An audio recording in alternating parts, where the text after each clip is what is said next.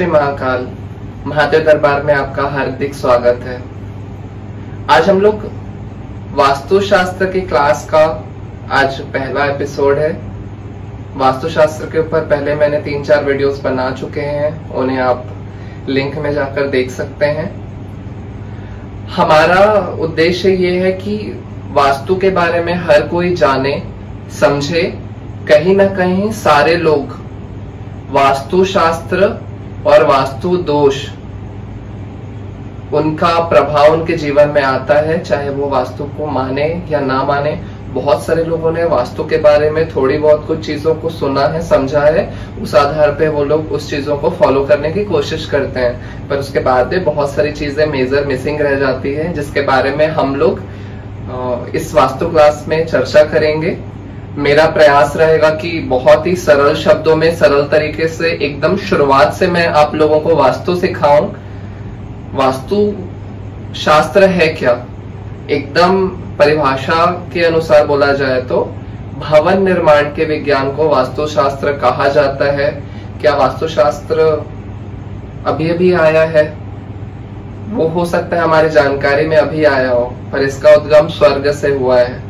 ब्रह्मा जी के मुख से वास्तुशास्त्र निकला और ब्रह्मा जी के द्वारा ये विश्वकर्मा भगवान को दिया गया। शिव पुराण में भी वास्तुशास्त्र का वर्णन आता है।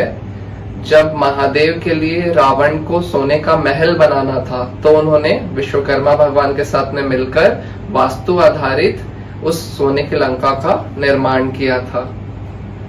वास्तु के बारे में बहुत सारी चीजें जो हम जानेंगे समझेंगे, वो सब कुछ शास्त्रों के आधार पे होगी। शास्त्र में प्रॉपर वर्णन है कि शास्त्रों के अनुसार भवन में जीना मतलब सीढ़ियां कहाँ होनी चाहिए, बेडरूम कहाँ होना चाहिए, डाइनिंग रूम कहाँ होना चाहिए, पूजा कक्ष कहाँ होना चाहिए, सामान को रखने का जगह कहाँ होना चाहिए, स्टोर रूम कहाँ होना चाहिए। वो सारी चीजों के बारे में हम यहाँ पर समझेंगे, सीखेंगे, जानेंगे।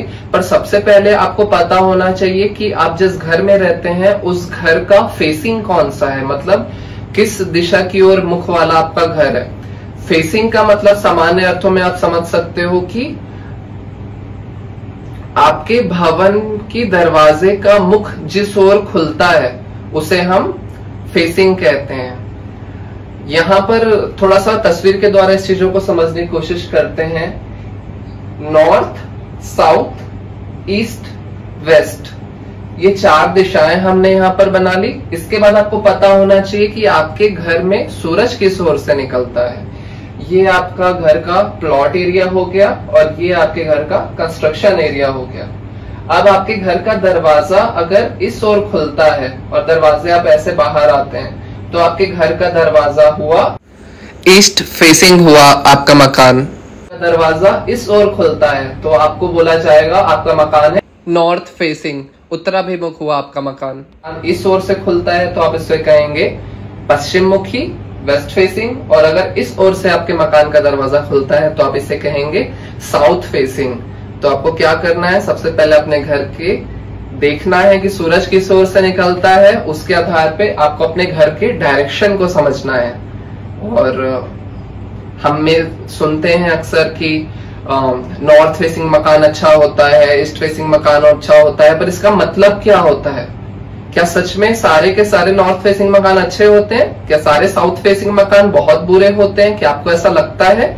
इसके बारे में और हम विस्तार से अगले वीडियो में आपसे जानकारी साझा करेंगे। तब तक के लिए जय श्री महाकाल।